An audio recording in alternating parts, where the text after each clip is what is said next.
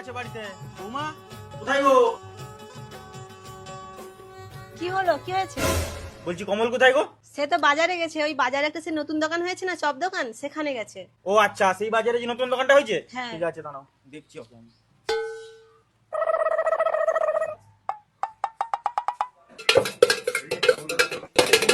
হ্যাঁ। তুমি কি এখানে আবার মদ খেতে চলে এসছো? তোমার না, ঘর না। থেকে এলাম, খুঁজে পাইনি তোমাকে। আরে না না, এখানে একটা দোকান দিয়েছি যাবে। দোকান নিয়েছি মানে?